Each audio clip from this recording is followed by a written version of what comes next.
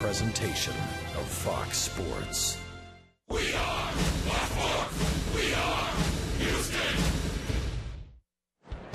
The Pittsburgh Pirates spent much of this season near the top of the standings, but another late season slump sees the Buccos' postseason balloon popping. The Astros look to continue to play the spoiler role. Astros and Pirates are next on Fox Sports Houston.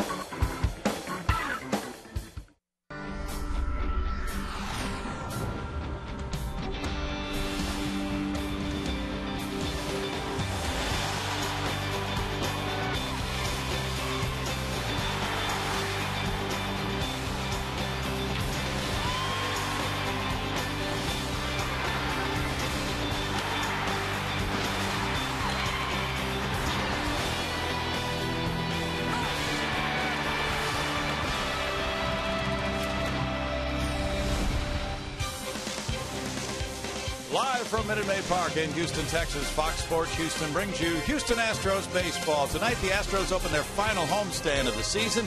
It's the first of a three-game series with the Pittsburgh Pirates. Good evening, everybody. Bill Brown and Jim DeShays. The Astros coming back from St. Louis, where they got swept. The Pirates, though, have their own difficulties, JD. Oh, they've been dropping like my grade point average, Brownie. The Pirates also were swept by the Brewers. They've had an ugly September. They were not very good in August either, so they've fallen out of contention. The pitching matchup tonight features a matchup we saw back in Pittsburgh on September 3rd. The rookie Jeff Locke is making his 8th start tonight, still looking for his first big league win. In that game, he went 5 innings, allowed 5 runs. Edgar Gonzalez, that was his first start with the Astros, pitched very well his next time out. Last time out against the Phillies, he struggled a little bit. That's the matchup tonight, and stars galore ready to take the field. Brett Wallace hit a long ball in Pittsburgh. We'll see if the Astros can get the home run bats going tonight. Pirates bring in a guy who could be a batting champion this season. Jose Altuve and the Astros out to spoil the night for the Buccos in just a moment.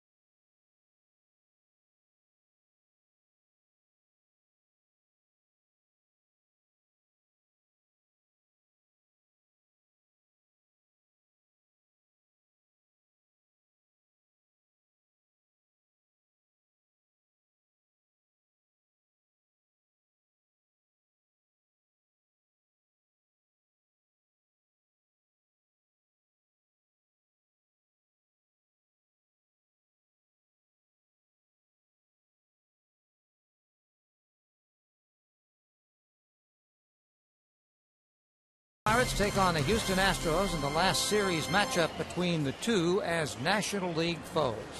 We're at Minute Maid Park in Houston, where crowd continues to come in on this special Friday. special weekend. In fact, those of you who have not gotten your tickets to the Legends Luncheon still can.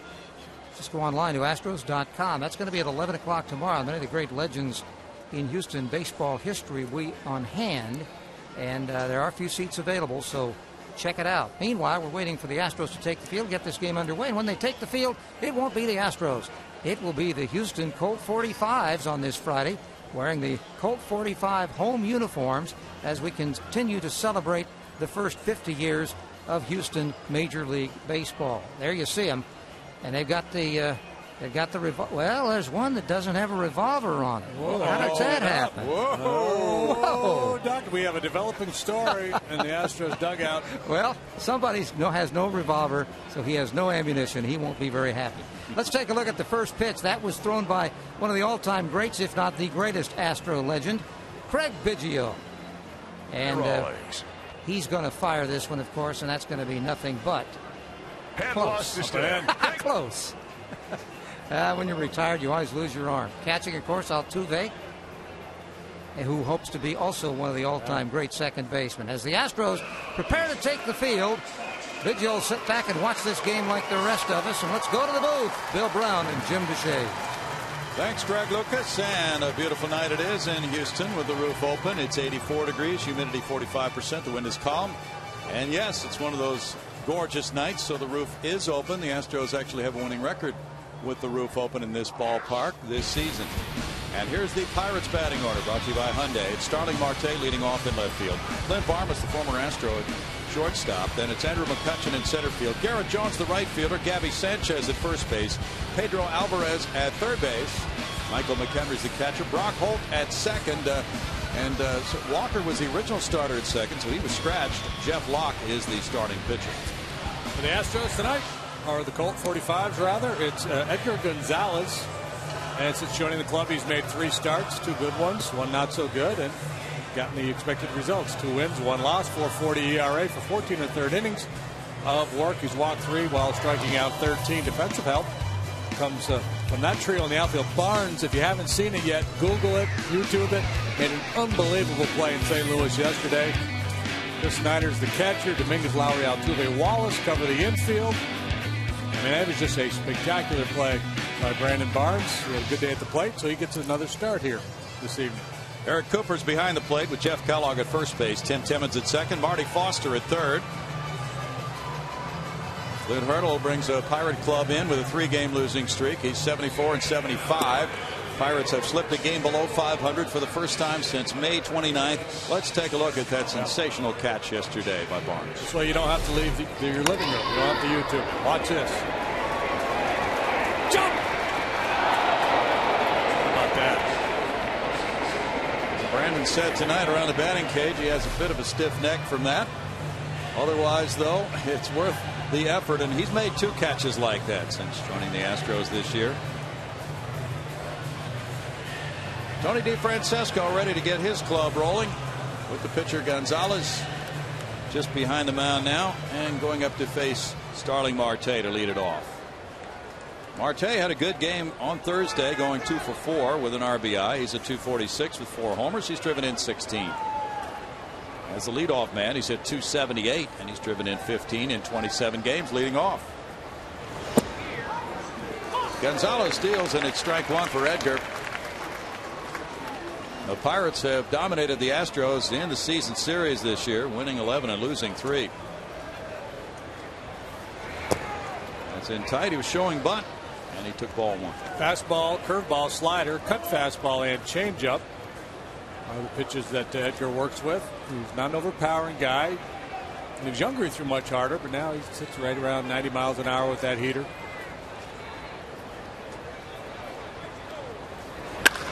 That's rocked on a line to center. Barnes is there. 1 out. A little bit easier than that catch he had to lead off the bottom of the first yesterday, hit by Jay. The catch you just saw by Barnes was on the first batter in the game yesterday for the Redbirds. So he's accounted for the first out in 2 games in a row now, and it's the number 2 hitter, Clint Barmas. The original lineup had Neil Walker batting second and playing second base, but he's been banged up lately. 230 for Clint, 8 homers. He's driven in 43. Took Clint a long time to get going with the bat this year. Lately, he's picked it up some. Had a nice day yesterday against Milwaukee, going 3 for 4 with his 8th homer. Takes a breaking pitch, and it's a 1-ball, 1-strike count. Barmes has gone 8 for 18 now in his last 6 games with 2 homers.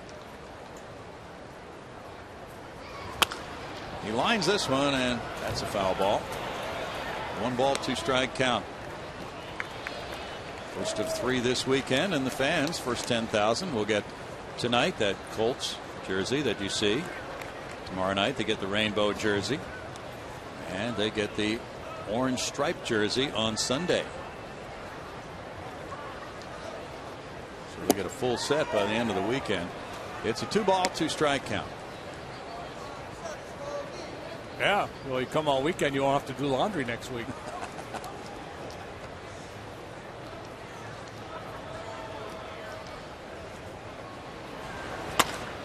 That's line to right field and caught by Maxwell. 2 down. Well, breaking ball had Barmes reaching, caught it off the end of the bat a little bit. Well, the batting race has just taken an interesting twist today. Now that we have discovered this afternoon that Melky Cabrera of the Giants is not eligible to be the batting champion. He was hitting .346. Andrew McCutchen's at .339. He becomes the batting leader in the National League. He has 30 homers, 92 runs batted in. And the ruling was made, and apparently at Melky Cabrera's request through his agent, that he not be eligible. .420 for McCutchen against the Astros. 2 homers, 8 runs batted in. And the way they explained it was that he's serving a 50-game suspension, which will carry through the end of the season. And he's 1 plate appearance short of qualifying for the batting title. So because he's suspended, they're saying we cannot add that 1 plate appearance, so he doesn't qualify. Yeah, it sounds to me like they had to figure out a way to justify it. I mean, he wanted it to happen. There's a play by Matt Dominguez. And it's a 1-2-3 first for Edgar Gonzalez. Pittsburgh nothing. Houston coming up.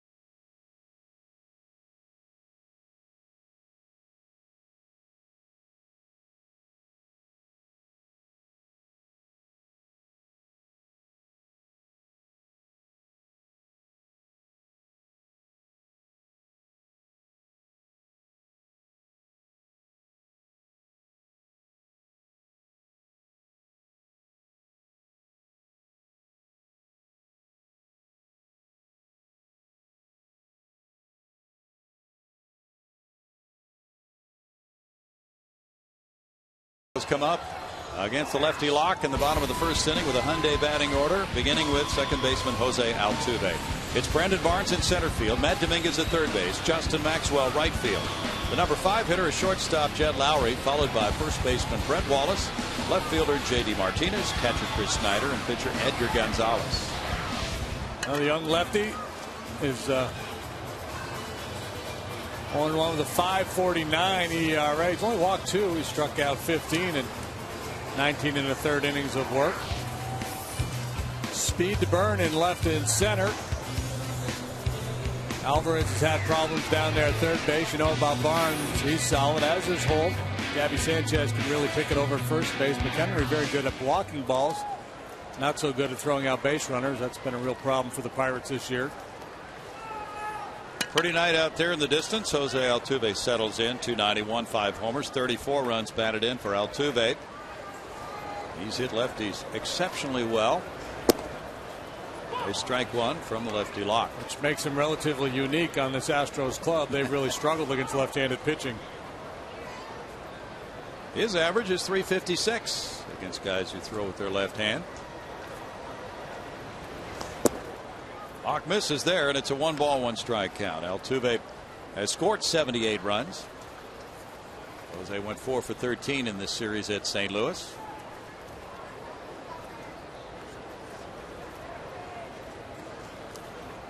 And on the breaking pitch, it's a 1-2 count for Locke. Locke, finesse type pitcher as well. He's not going to overpower you. Just 24 years old. Very good year down at AAA. Was a 10-game winner, 10-5 with a 2.48 ERA. Fastball, curve, cutter, changeup.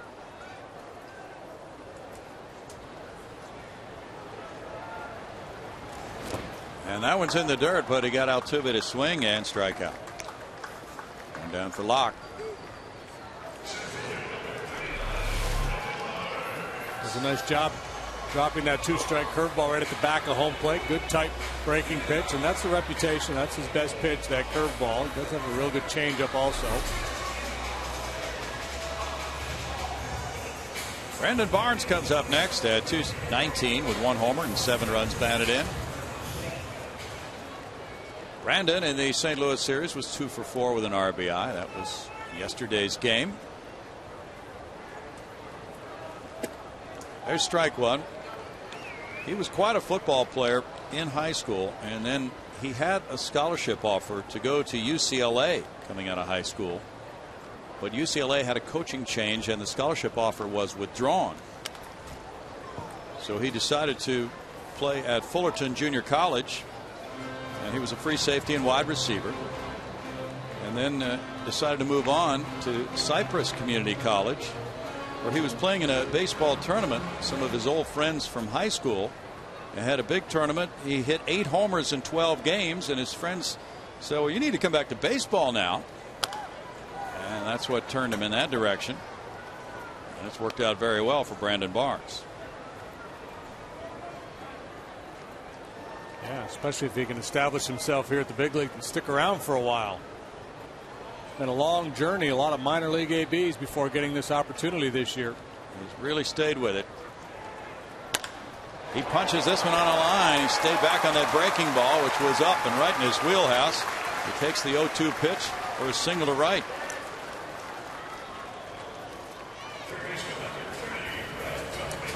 Barnes aboard for Matt Dominguez.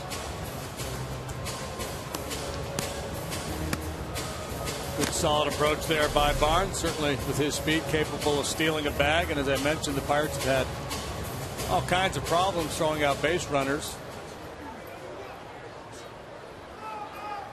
Dominguez is on a 6-game hitting streak. His average at .311 with 4 homers. He's driven in 12. He's gone 9 for 24 during the last 6 games. Mike McHenry has thrown out 7 of 46. That's 15%, which is actually significantly better than Rod Barajas, their other catcher.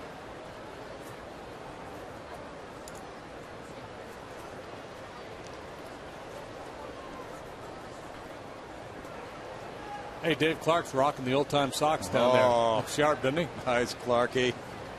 He is stylish. Got to get a shot of that after this double. Ooh.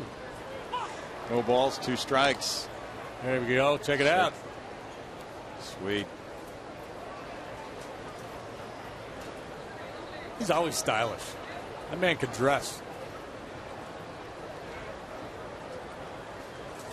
Good third base coach, too.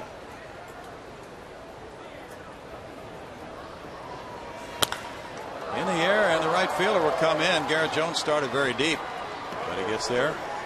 We're out number 2. We go to Greg Lucas. You know, as part of the Astros 50th anniversary celebration presented by the Methodist Hospital System, we'd like to invite you to Legends Weekend. That, of course, starts tonight and goes through Sunday. September 23rd. The Colt 45 Shooting Star and Rainbow jerseys return to the field. The Shooting Stars will be tomorrow, and the Rainbows will be on Sunday. Each game, 10,000 fans receive the corresponding replica jersey. So get your tickets now at Astros.com. Actually, it's not too late to come in here for the game. You want the jerseys? Make sure you're here tomorrow and Sunday, guys. Thank you, Greg. Justin Maxwell, the batter now, with a runner at first and 2 outs. Jed Lowry's on deck. And the throw goes over to first. Well, there's a report today that Brad Ausmus has taken his name out of the running for Astros manager.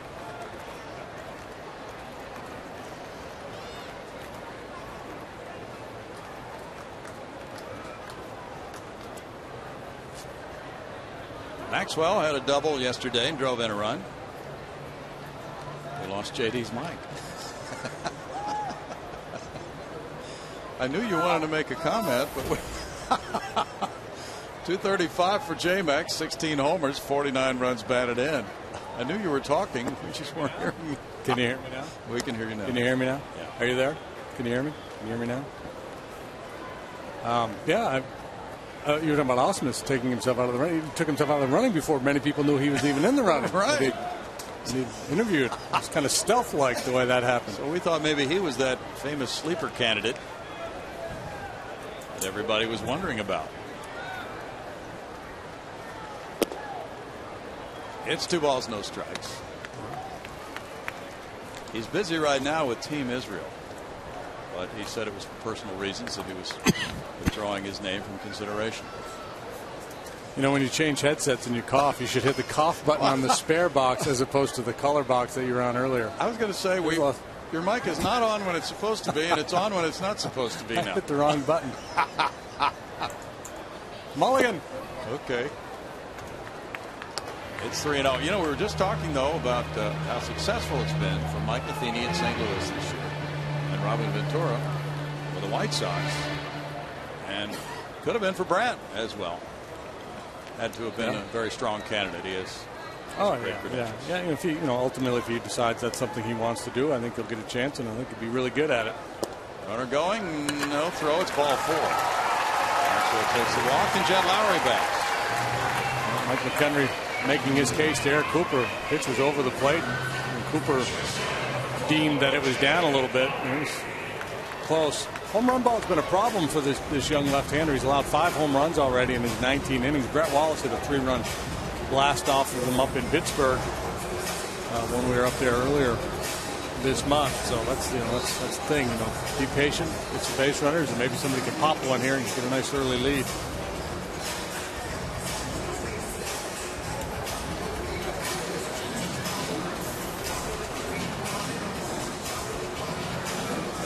I think we lost Browning. We were kidding the other day, and you don't have to answer this, Brownie. But we were kidding the other day about doing a game which is music with no battling head announcers up here. This could be our opportunity right here. Yeah, this is my chance. I've been doing this for 16 years. I haven't done any play-by-play, so this is my opportunity to shine. If Lowry hits one in the seats, I'm going to start screaming uncontrollably. This could be this could be it on the 0-1. Lowry, a guy who throughout his career, if you've been with us all year long, we've noted he's been better as a right-handed hitter than from the left side. This year it's been just the opposite. He's been far better left-handed than right-handed. Had a big hit against the Phillies when they were in town, when they turned him around to hit right-handed, scored a couple with a drive into the right center alley.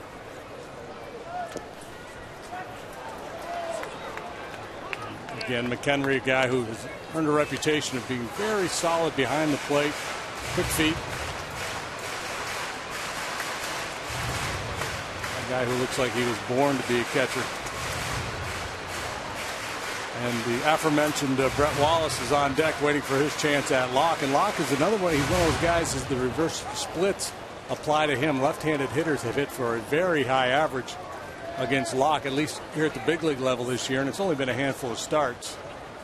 This is his 8th crack at getting his first big league win. And that might play. That is going to be a 3-run jack for Jed Lowry.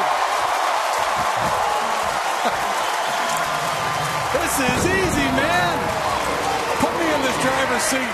I'll hit you a 3-run jack. Take over, JD. Just keep it going. Oh, my. That's number 15 for Jed Lowry. RBIs 39, 40, and 41, and the Astros have an early 3-0 cushion. I'm out, Brownie. It's on you now, pal. How sweet is that? Good call. He turned on that pitch. He had been a better right-handed hitter prior to this year, but now he's showing why. Break it down. Now Brett Wallace. And he hit that 3-run jack you talked about. Off lock, but this time grounding out. And JD gets a 3-run homer call from Lowry, and the Astros with a 3-0 lead. Greg Biggio joins us in just a minute.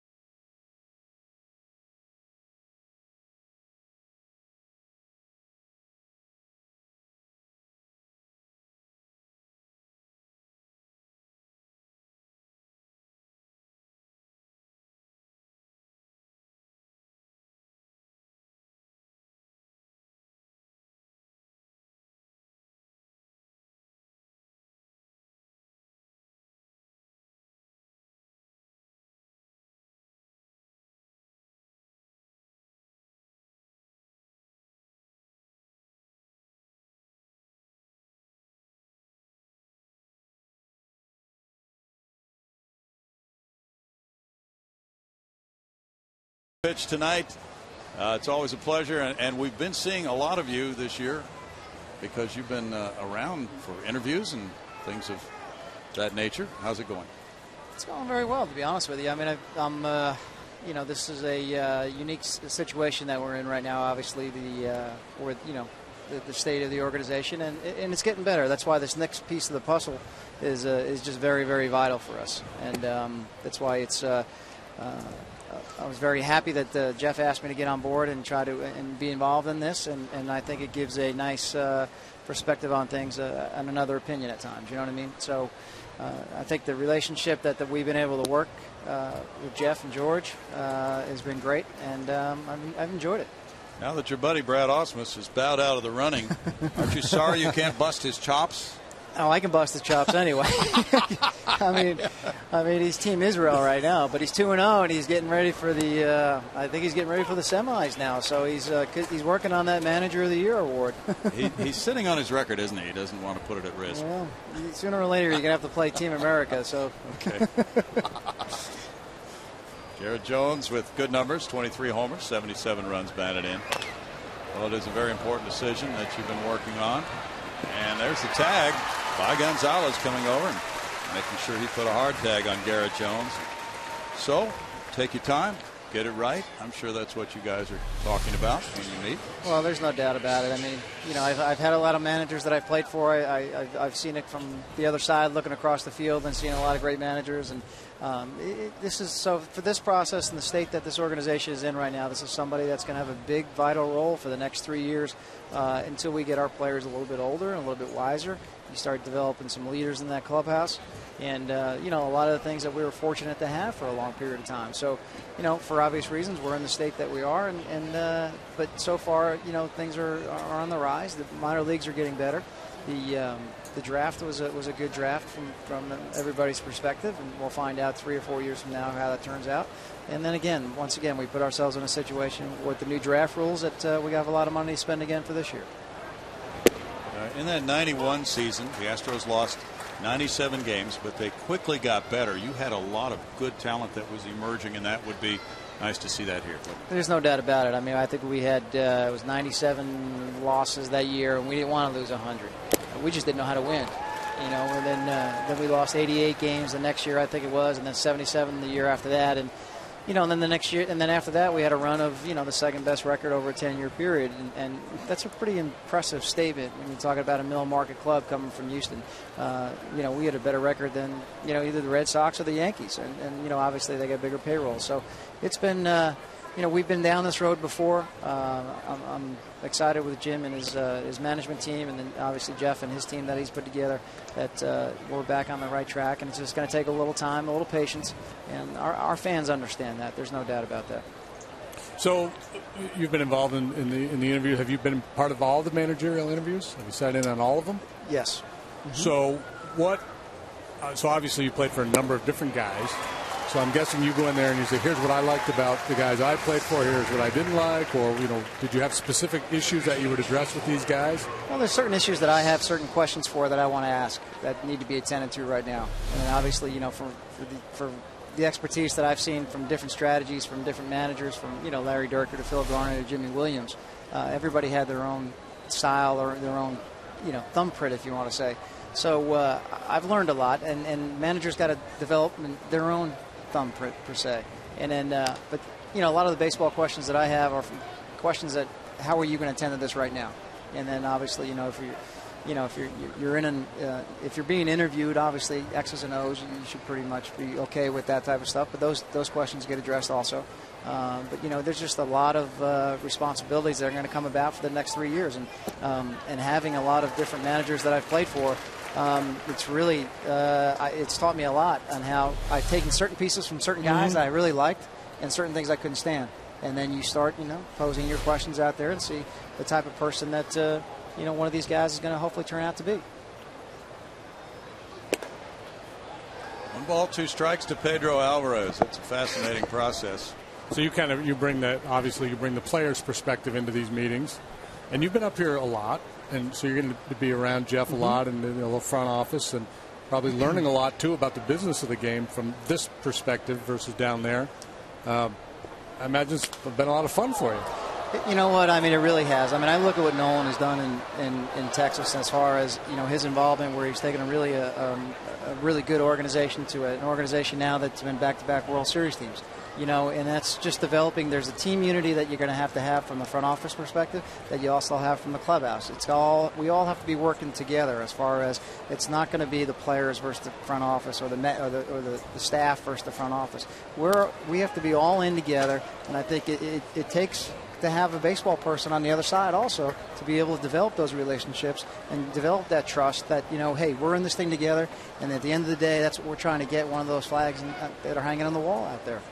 And we've done it before in the past. We've proven it before. And we'll do it again.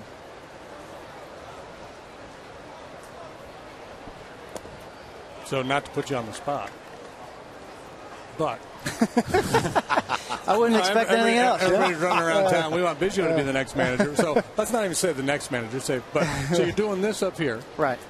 There's always the chance you could go down there and do that. Right. It's at some point in time. I mean, are you tugged in different directions? Do you see yourself doing either, both, neither, or maybe any bit of it? No, I totally understand your question because I get it all the time. Why don't you just be the next manager? And where I'm at, the stage that I'm in with my life right now, I'm enjoying this aspect of it. I mean, I think understandably you guys see me around more and more. Okay, so I enjoy that kind of the side that I'm on, and it gives me the freedoms that I can get away for a weekend if I need to go see my son play at Notre Dame, or I want to go watch, if Cavan's going to be going to UVA and go watch him there and then maybe watch a volleyball game. I'm not saying I'm going to disappear for a couple weeks, but I mean, if you're on the field, I'm just not at that stage in my life right now that, you have to be totally committed, just like being a high school baseball coach. I mean, I'm totally committed. It's either you're all in. You can't have one foot in, one foot out the door. You got to have them both in. So I understand the responsibilities that go on from the baseball side of things. But again, like I said, it's just hard for me to be able to commit to that time because your kids are going to be gone before you know it. And then so maybe that's the next chapter. Who knows? But right now, like I said, I think there's a huge importance to be able to be working with Jeff, and I like Jeff. I like working with him. I think a very knowledgeable man, and he listens and he asks questions, and I ask questions to them because there's a lot of things that I don't know. And I have no problem talking to him, and he's been great. I mean, he's and a lot of the things, understandably, I know that sometimes the fans get a little they get confused on why we had to make all these trades and do all the things that we had to. They had to be done. I mean, for the state of the organization where we're at, we're very, very thin in the minor leagues, and we needed to replenish. And it takes time. So a lot of the moves that he made, we've got some players, and they're getting better. And then with the continued success, if hopefully we have the same drafts like we had this past year, we'll see where we're going to be at. Hopefully, in another 4 years or so. Have you had a chance this year to see many of the minor league kids play? Usually I get out to the AA, AAA guys, so I got to see them. I mean, just look at the success ratios that they've had in the minor leagues. We never won. I mean, we haven't been very good at winning. And you have to create an environment that you want to win. Losing is not okay, so you have to, for kids to get promoted to the next level, you got to create an energy right here. Winning is fun. This is what you want to do. And then when you get to the next level, you get to the big leagues, it's all about winning. This is what it's all about. But if you create an environment where you're just losing every year, these kids get to the big leagues and they don't know how to win. So that's part of the development process also. Yeah, I was excited to see the improvement of DeShields this year. He had a monster year. He had a great year. And look, to me, there was never going to be any question about his speed. Speed never goes into a slump. And I can relate to this. I was talking to him earlier where he's the minor league player of the year, and he'd said I'm just finally getting comfortable now. This is his second year of being an everyday second baseman, and the reports show that. The reports show that he's made some huge improvements, some huge strides, and once you get comfortable, like it took me 2 years to get comfortable, just where I didn't have to think about every little different thing when I made the transition going from catcher to second base. So when he said that, I totally understand where you're at. And I look for him to continue to get better and better, which is a good problem for us. We want as many good players as we can get. People say, well, why leave him at second base when you have Jose Altuve? But that's a down-the-road decision, isn't it? You don't need to make that move. You never know what's going to happen. Now, here's a visit. Apparently, well, we know that he's had a blister on his big toe in the right foot. Don't know if that's the reason for this visit to Edgar Gonzalez. Something's not quite right. Yeah.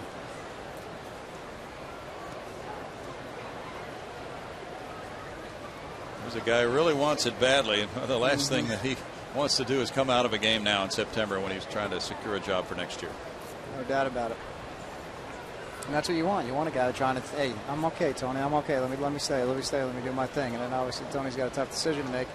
He's listening to everything that Nate's telling him. So it's a tough situation sometimes. There's a difference between having a little blister or something like that and then possibly an injury. So that's what they're all trying to process right now. And sometimes if a pitcher has a foot injury, he kind of changes his delivery. You end up putting more pressure on your arm. When you're planning, if you're ginger with that front leg that you kind of that plant foot, then you're just going to kind of lean heavily on your arm. To, I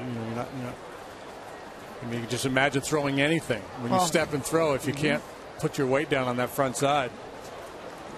Going to be it for Edgar Gonzalez. So we'll have a little delay here as the relief pitcher will get as long as he wants to warm up, and we'll be back with Craig Biggio in just a moment.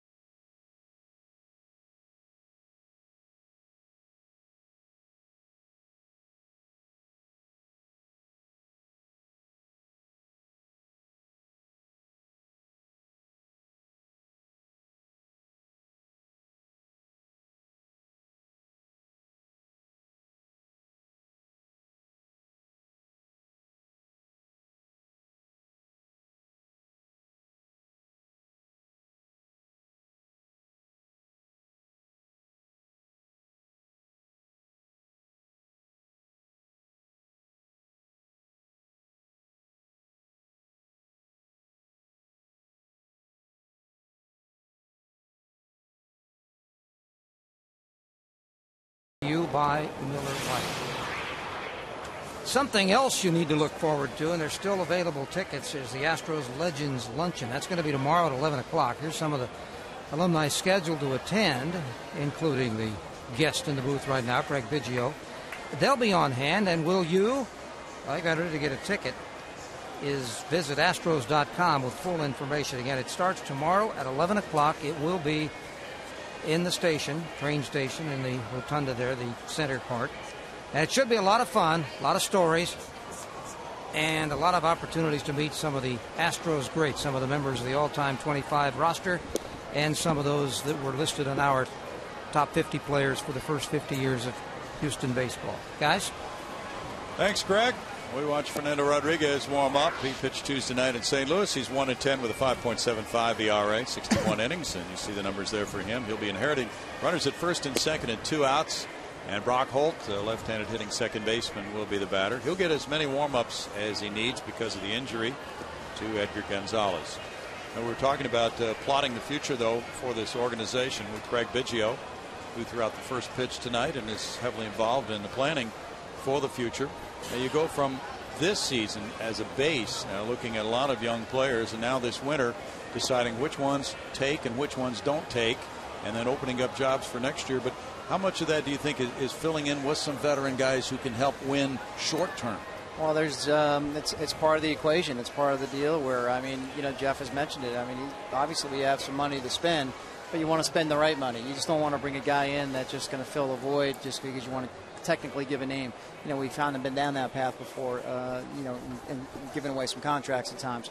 And now we're at the stage where, hey, let's see a good quality guy and see where he fits in. And if he's the right guy in the right piece, and then he can acquire him, it's going to be an opportunity. So, I mean, Jeff is aware of that, and, he's going to be looking into that this winter. So it's going to be, like I said, this is part of the process where, you got to start, instituting some guys into that clubhouse a little bit that have a little bit of leadership abilities, quality veteran guys.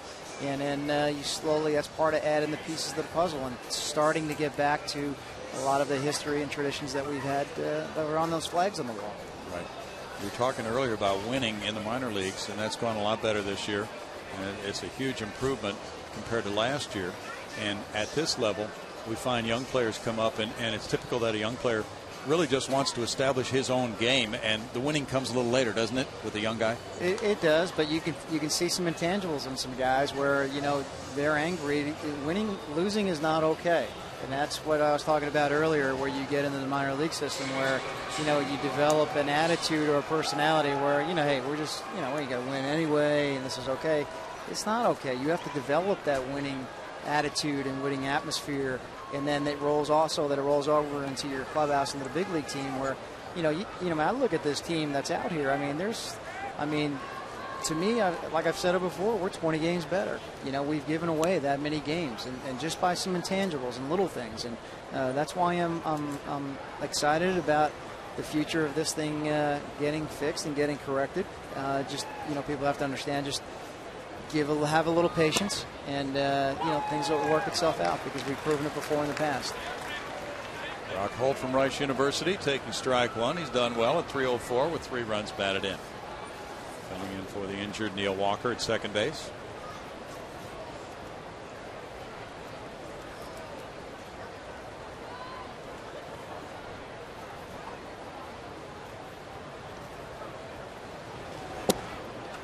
That's a strike for Fernando, and it's 4 balls, 2 strikes.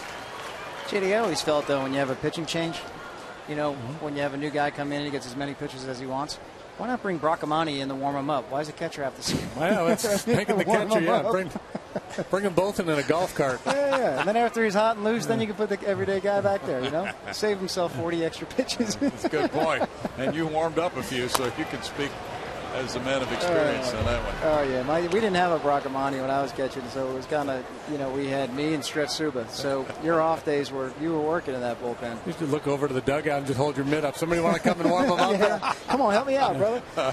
My legs are killing me. Stretch my hammies a little bit. We were marveling over Molina yesterday.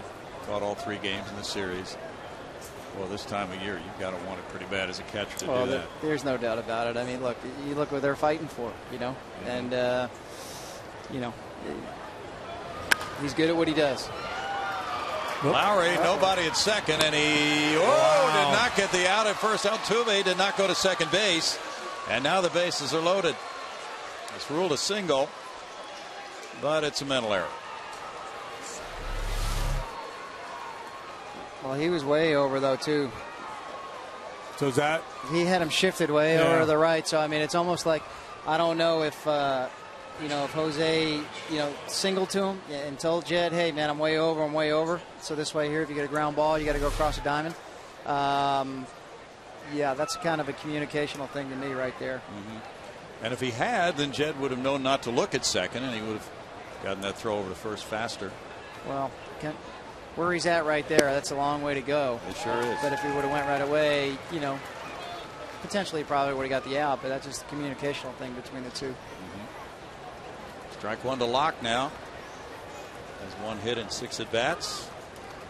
Time called. Well, and I think that's going to be that's a byproduct of all the shifting we're seeing now. Teams are playing more strong pull for hitters you typically wouldn't. So there has to be more conversations on the diamond about, hey, I'm not going to be there probably. Go ahead and make the 2 outs. Just go ahead and make the play at first base. And who knows, maybe that thought was in Jed's head before the injury, and then Fernando comes out. There's a long warm-up period, and maybe a little brain cramp. Well, you said it yourself. It's communication. That's just the name of the game, and it's kind of getting these young guys to talk a little bit more and letting there should never be a communication breakdown. I think like for Baggy and I don't want to bring up the old days or the past or this and that, but he knew every time where I was going to be, and I knew where he was, and all it takes is a little whistle. Right. Okay, I got you. Yeah, you got to. Okay, got you. No problem. You guys used to sit in the clubhouse at the Astrodome and talk about the game for a long time afterwards in your early days, and JD and Larry Anderson and the guys. You didn't learn a lot from Larry and I. Believe me. Oh, I actually did learn a lot of things from Larry. We'll be back with Greg Biggio in just a moment.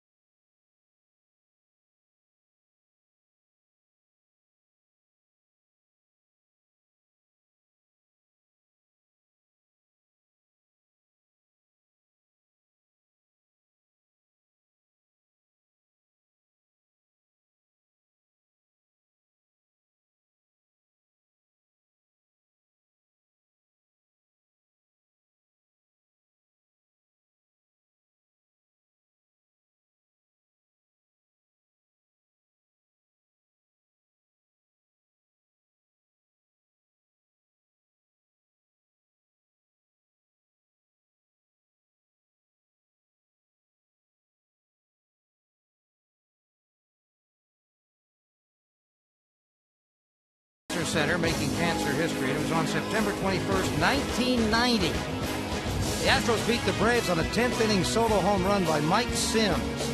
Jim DeShays gets help from an around-the-horn double play. Ken Caminiti to Dave Rohde and Sims. That stopped a Braves threat. That, by the way, was a rare play. You know, there have only been 80 around-the-horn triple plays in baseball history. That was one of them. I could give up a rocket to third, Greg. That was that was in my repertoire. Or fly ball. Yeah. And he probably said the triple play is in order right before he threw that pitch. I gave Cammy a little wink. He said, "Be ready, big fella." Here comes a scalded one hopper. Oh, Let me see how hard he can hit it. I know you can catch him. J.D. Martinez leads it off. 3-0 Astros on the Jed Lowry first inning homer. Greg Biggio joining us here. You know, we mentioned Cammy's name. I mean, J.D., I mean, I think as time goes on, I mean, people have their own memories, but I mean, what an amazing third baseman. He's in the top 3 all time in my book. I don't know about yours. He made so many acrobatic plays, and then he had the arm to finish plays that other guys didn't. You see other guys flop and knock a ball down, but they can't make the throw. He could finish the play. Yeah. I always felt bad for Baggy, though, with those throws. I don't feel bad for Baggy. I feel bad for us because he was a tiny target over there. I mean, everybody's like, he used to bounce the ball. I mean, we can never throw it high because he's a midget. I know he picks on me every time when I'm on the air, so it's my once every once, my one time. That's it. Yeah, you got him. That's it. No more. You got him. That's it. We're done. Both of us. But Baggy's playing first in Colorado. The sun's going down. It's right in his eyes, and Cammy's throwing BBs from third base at him. Well, yeah, that time of the year is absolutely. I mean, what we've learned, you bounce it. You know, a little communication. Yeah. Bounce it. I can't see it. But what a great competitor Ken Caminiti was. Yeah. Oh. I used to say, I mean, it's 3 runs a week that he'd save you, and people look at me like I'm crazy or something. But I mean, you know, he'd knock it down and give himself another chance to give a double play ball in order. I mean, and when he didn't make a play, you went, oh my God, something wrong with him today. Yeah. I remember a game in Pittsburgh, I believe, and after the game, I throw on the ball. You were Brooks Robinson tonight because I would have given up 9 runs if he didn't have been down there. It was unbelievable. He kept you in the game. Yeah, won the game. It was just, I mean, one play after another. Well, and that is something we've talked about as this season has gone along. That, you know, you look at the staff ERA, Craig, and it's high. And okay, the logical conclusion a lot of people come to is, well, get better pitching. Well, if you get better defensive play, that's going to help your pitching too. Pitching and defense wins you championships. I hate to say it, but that's just what it is. I mean, offenses are great, but I mean, it also look at San Francisco. The perfect case in point right there. Pitching and defense, and one of the best managers of all time. He never gets outmanaged, and you know, that's just the reason for what it is, especially in this ballpark. I mean, guys proved it before in the past. You can win here. You got to utilize your defense. It's all aspects of the game. Yeah, interesting you make that comment. And it's an accurate one about Bruce Bochy and how good he is as a manager. Chris Snyder coming up now for the first time. How important is it for the Astros manager next year to be good strategically, or is it more important for him to be a teacher and a developer of talent? I think it's all the above. I mean, I think that you want to have the best strategic guy that you can have, the best personality guy that you can have. To me, I mean, you know, we're looking at getting the best baseball guy and not necessarily getting the best interview guy. We've been down this road before with that. So, I mean, it's proven in baseball with the Jim Lelands of the world and Bruce Bochy's of the world. I mean, you know, they're around for a reason because they're darn good at it. And there's a lot of great baseball people that are out there. And we've had some good baseball guys come through those offices over there.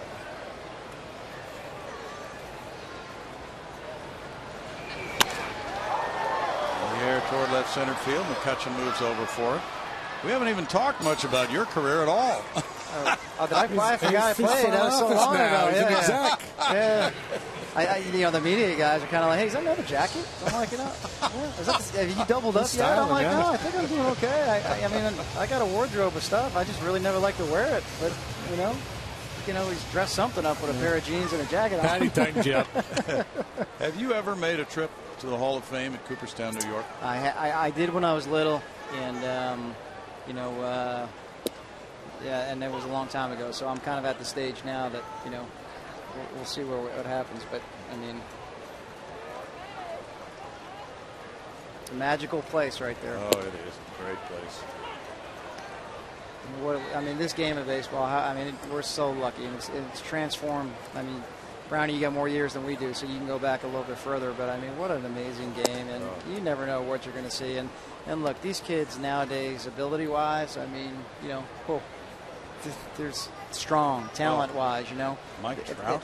If they can start tapping into the mental aspect of the game a little bit sooner, you know what I mean? You're talking about some magical kids that have a chance to be around for 10, 15 years. We'll see you before next July at Cooperstown. Thanks for joining us. All right, Greg. boys. Had a good time. Thanks, man. Practice your speech. 3-0 Astros.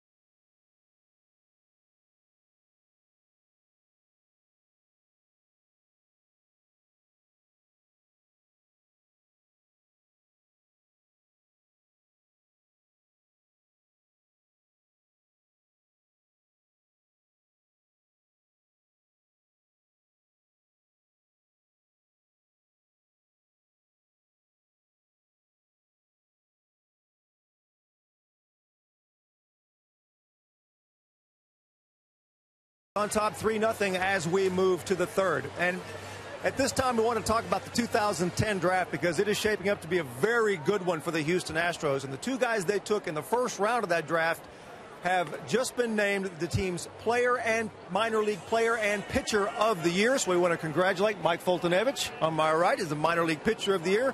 Delino DeShields on my left, the minor league player of the year. Delino, let's start with you. Talk about what you did this year and how you developed, and 101 stolen bases, I think, says a lot right there. Yeah, definitely. I came a long way. It was real fun this year. It was, my teammates and my family, the fans, everybody helped me along through the way. And, it was a great experience. We won a championship this year in Lancaster. I broke stolen base record. Yeah. And, it was just a lot of fun, Now, you had to deal with a lot since you came out of high school. There's a lot of expectations on you because you're Delino DeShields' son, right? Yeah. And, you're a number one pick, and then they immediately ask you to make a position change from outfield to second base. I mean, you were dealing with a lot. You seem to have come through it all okay. Yeah.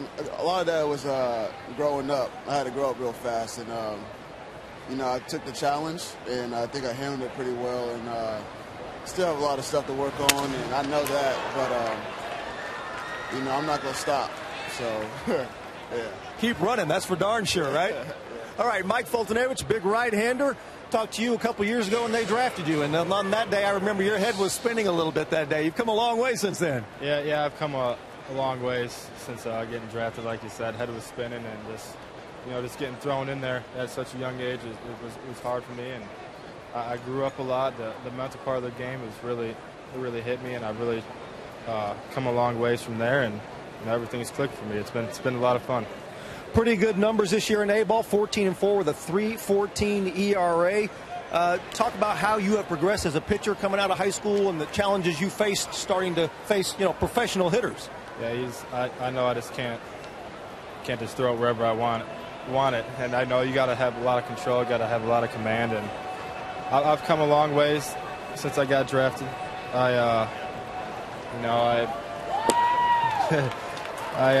My pitching coach Borkowski has worked with me a lot. The mental part of the game has been big before my starts and leading up to the starts, and just knowing what to do in the off season as well. In the first full year, I knew what to expect, and I took it into the off season and trained accordingly, and had a lot of success, and hope to continue that. Well, the last thing for both of you guys, this is a good time to be an Astros farmhand, because if you show that you can play and produce, you're going to be elevated through the system. I got to think that's an exciting time for you guys.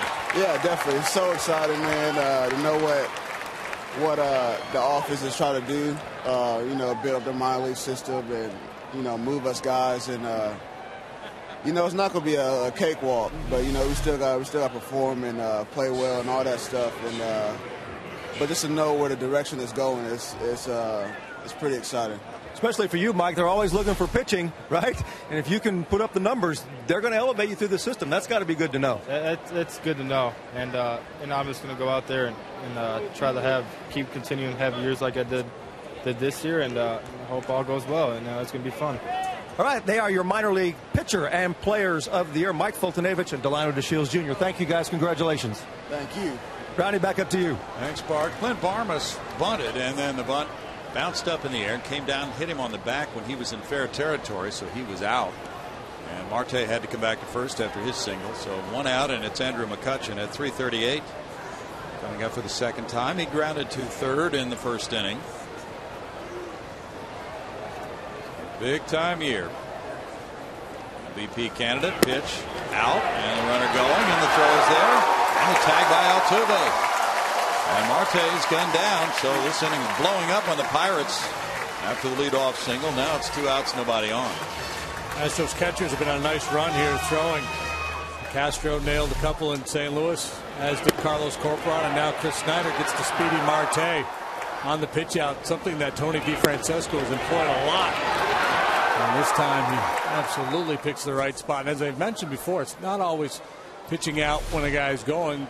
That's not the only value in the pitch out, because if you get a reputation for doing it, you're going to shut the other team's running game down a little bit because they're aware of your proclivity to do it. Obviously, there's a downside. It's ball. And if the guy's not going, you can put your hitter or your pitcher in an unfriendly count. He's facing McCutchen, and it's 2-1. McCutchen can really do some damage. 30 homers, 26 doubles, 5 triples, a .570 slugging percentage for McCutchen. Clint Hurdle's club is 10th in the National League in runs scored.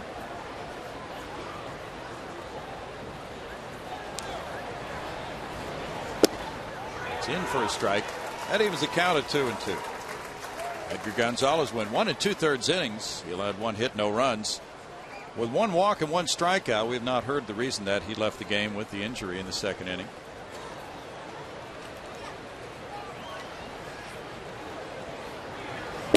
That's in for strike 3. McCutchen caught looking, and the top of the 3rd inning really turns awry on the Buccos.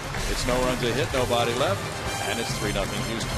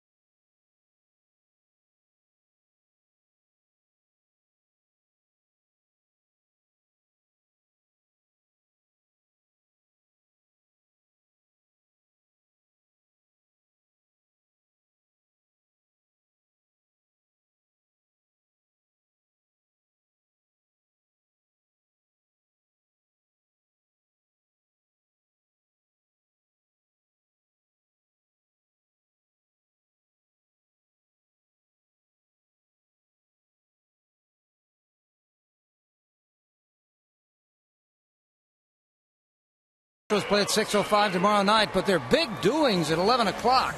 It's part of the Astros 50th anniversary celebration presented by Methodist Hospital System. The Astros Legends Luncheon, 11 o'clock tomorrow. Enjoy lunch and a 50th anniversary program with your favorite Astro alumni, including members of the all-time 25-man roster, top 50 for the first 50 years, and more. Get your tickets at Astros.com. Not too late. There's still some seats available, but don't miss out. That's tomorrow at 11 o'clock at Union Station. There's a guy that will be on hand, along with many others of your favorites.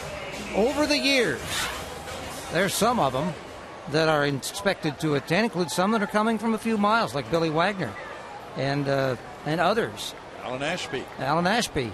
He's to change countries. He's going to get the award for traveling the furthest for the class reunion. He has to bring his passport. That's all tomorrow, though. Altuve smacks a line drive, and it bounces on 2 hops off the left field wall. He's in with a leadoff double here in the 3rd inning. That's his 34th two-base hit of the year.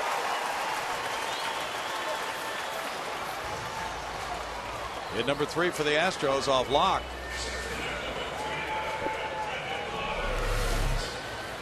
I fooled Jose with a breaking ball to strike him out first time up. This time it looks like a breaking ball, but it's up around the belly button. And that's a low percentage pitch with Altuve up there with that 350 plus batting average against lefties. 34 two-base hits for Altuve. He leads the club in that department and many others. Brandon Barnes lined a single to right field on an 0-2 count in the 1st inning and rode home on the Jed Lowry 3-run homer.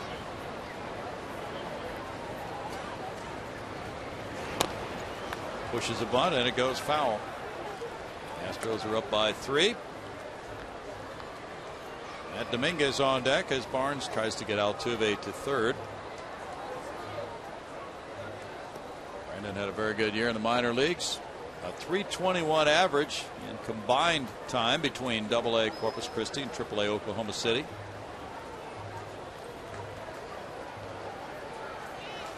This is his 19th start since he was called up from AAA on the 7th of August.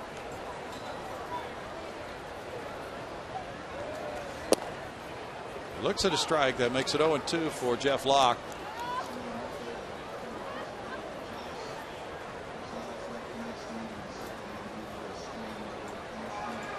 Edgar Gonzalez left the game with a strained right hamstring. Carlos Corcoran also had a hamstring problem in yesterday's game.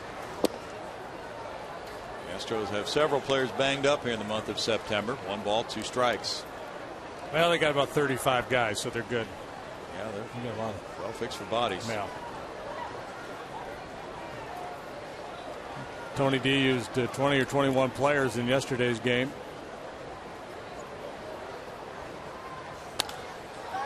That's foul back, and it's still a 1 ball, 2 strike count to Brandon Barnes from Orange, California.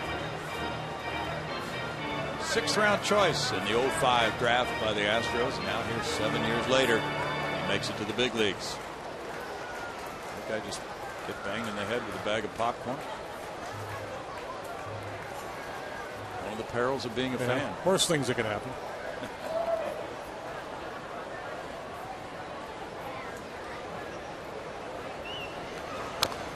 Foul ball. Well, there's a garage sale out in the Conoco Home Run Alley. When we came on the air, our director Paul Bykowski got a shot of it. A lot of items on sale. Some of them are autographed, and some are autographed by players like Michael Bourne and Hunter Pence. If you're interested in that, it's open until the end of the 7th inning, and you can check out that marketplace. Proceeds benefit the Urban Youth Academy. So if you're coming out tomorrow or Sunday, check it out. I wonder if there's any old Sinatra albums out there. Don't know about that. You would be interested, though, if they had a nice ice cube tray. Just pick that up at a garage sale. Did Sinatra sing that song, There Used to Be a Ballpark? He did. Okay. Maybe we could find that. In fact, here's an idea. Let's play that song during one entire inning of our remaining games. They probably won't let us. Sinatra's, can't get Sinatra. Oh, we can't get Sinatra? Wow. Struck him out. How about Three Dog Night? That's strikeout number 4 for Locke. And Matt Dominguez comes up next. He hit a fly ball to right in the 1st inning. Paul Simon had a baseball song, too. What was it? I can't recall the name of it. Something about the pitcher dying. I don't remember that. Dominguez hit a fly ball to right in the 1st inning. It's Philadelphia 5, Atlanta 2, bottom of the 7th in Philly. Phillies are trying to heat up very late in the season. They're 2 games over 500. They have a homer from Ryan Howard, his 13th, and another from Kevin Franson, his 2nd, and Carlos Ruiz also belted number 15. Cardinals opened the door a little bit. They let one get away this afternoon at Wrigley. Took a 4-2 lead into the bottom of the 9th. There goes Altuve. And he's going to make it easily without a throw, stealing 3rd for his 32nd stolen base. The Astros are 10 for 10 in base stealing against the Pirates this year. Trying to keep an eye on him out there, but Locke never really got him headed back to second base. The second baseman was doing his job. Locke just got a little careless, and Altuve took advantage. The Pirates pull the infield in. Anyway, the Cubs tied the game in the bottom of the 9th on a 2-run home run by Darwin Barney, and then won it in the 11th. We were reading that Jason Mott was not available after saving all 3 games of the Astros series. Mott and Boggs didn't pitch either. He pitched in all 3 games against the Astros, and he also did not pitch today. Chris Carpenter, however, did pitch, and he pitched well. He gave him 5 innings of 2-run baseball in his 2012 debut. Dominguez pops it up. Pedro Alvarez gives way. Clint Barmas makes the catch for out number 2. That's a big out for Locke, trailing 3-0. And he'll face Justin Maxwell next. So with the Cardinals losing, that gives the other teams behind them in the wild card race in the National League an opportunity to move up. And it was 11 innings that the Cubs win 5-4. Milwaukee so far failing to cash in, trailing in the top of the 8th at Washington 2-1. And it's 5-2. Philly over Atlanta in the top of the 8th. Philly 4 games behind. And Milwaukee just 1 behind the Cardinals in the loss column now. Of course, unless they lose the game tonight, then they'll be back to 2. They've been putting on a nice run lately. Maxwell walked earlier. Ball 1. The Astros, by the way, have set a club record for home runs by all shortstops on the club combined. Lowry's homer was his 15th, and all the shortstops combined have hit 21 for the Astros this year. Strike makes it 1-1. Lowry has 15. Tyler Green 4. Brian Bixler 1. Marwin Gonzalez 1.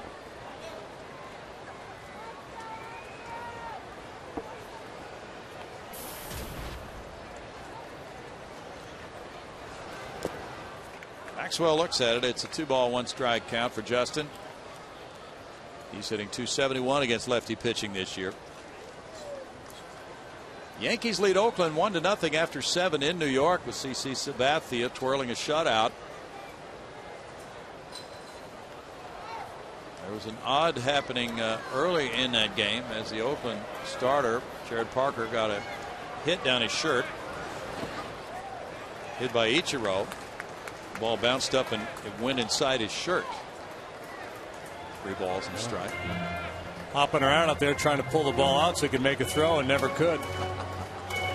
That hasn't happened in a while. And remember the old Terry Mulholland play where the ball got wedged between the fingers of his glove. And he ultimately took his glove off and threw that to first base. He got the guy out too, didn't he? Yeah.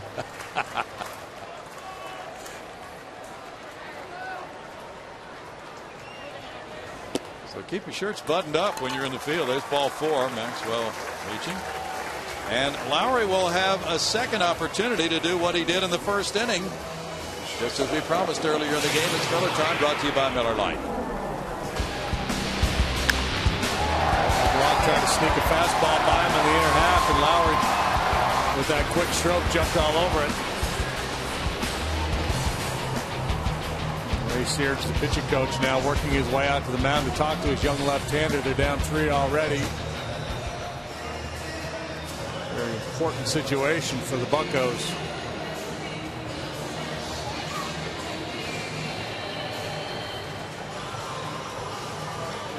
Game 1 of a 3-game series. They're trying to get back to 500 here tonight. Tomorrow night it's Dallas Keuchel and Kevin Correa. That game will not be televised. Jordan Lyles and A.J. Burnett go on Sunday. We'll be back on the air with Astros Live Sunday at 12:30 leading up to that game. And then the Cardinals are here Monday night through Wednesday night. Lowry on a 2-1 pitch. Hit that drive you just saw a moment ago for a 3-run homer. 15 homers now for Jed. And 41 runs batted in.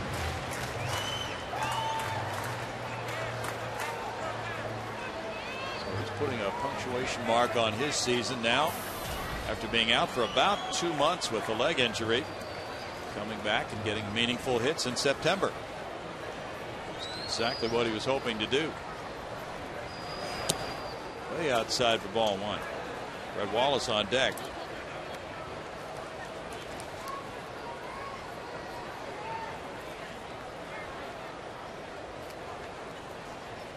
There's a delayed start in Detroit where the Twins are waiting to bat in the top of the first against Tigers right-hander Rick Porcello due to inclement weather. They'll wait forever on that one. 2 balls, no strikes. The team has a lot of impact on the race in the AL Central. Right now the White Sox lead Detroit by 2 games. So they're giving Jed Lowry essentially the entire right side of the infield with the second baseman Holt shaded way over towards the bag, and the first baseman Sanchez holding J-Max there, almost tempting him, almost asking him to give up the notion of hitting a 3-run homer. To go ahead, take a shot at that hole. Look at what we're offering you. He might settle for an RBI single through that hole, but he has a 3-0 count. guessing green light here.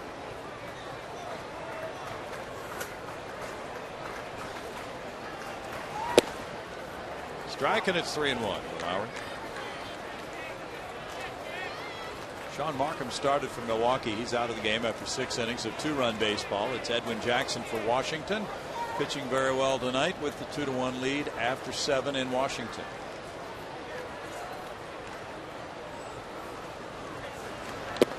Lowry takes that one, and now it's 3-2. And the runner from first will be going, Maxwell. Jed shocked, if not stunned, by that call by Eric Cooper. He was. Number 5. I think he might have been a little away. Locke is trying for his first major league win. He's 0-4 with a 5.34 ERA. Runner going, and it's bounced foul. Moved into the rotation, and also has had some relief appearances since coming up from the minor leagues in August. His major league debut, and he lost a 3-0 game at PNC Park.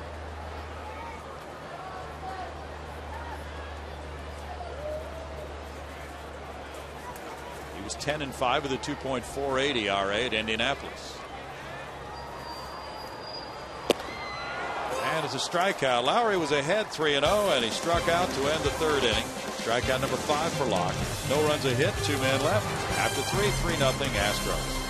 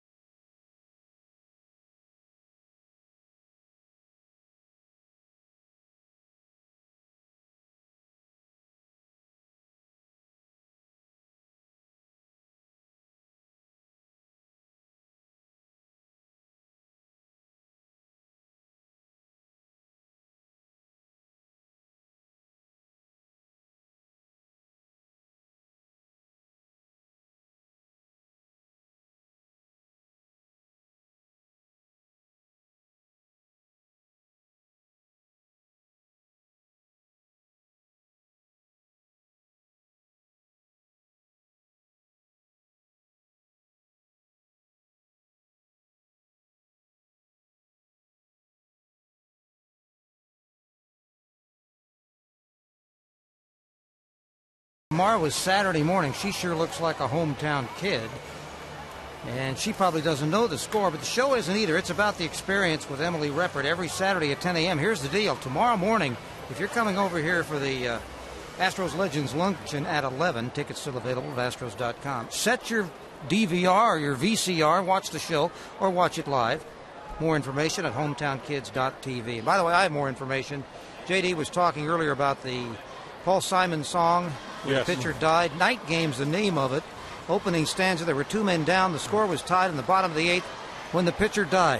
What a depressing song. Yeah. It's a very slow song, too.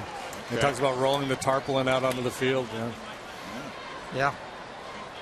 That's how it ends. There were 3 men down, the season lost, and the tarpaulin rolled upon the winter frost.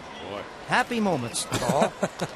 That's the way baseball fans feel at the end of the year. Yeah, they do. Yeah, but the pitchers don't die. No, not literally. Metaphorically, many times, over and over. 0-2 to Garrett Jones. It's all right. You can just fast forward to Kodachrome, and that'll get you in higher spirits. Jones fouls it back with the infield shifted around. That puts Altuve out in right field. Sanchez and Alvarez to follow here in the 4th inning. Edgar Gonzalez went an inning and 2/3. He left with a hamstring problem.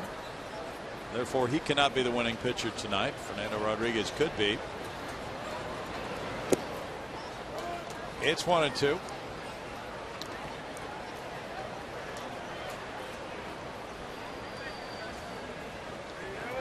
Pirates have 19 consecutive losing seasons. They're 1 game under 500 right now after being 16 games over 500. They were in first place in July. Swing and a miss, and Jones strikes out. He's tagged out by Snyder. 1 down, and strikeout number 4. Yeah, some real similarities to last year when the Pirates did that fast fade late in the year. And the Pirates last year were in first place at the end of July, but they never got 16 games above 500 last year. They were in first place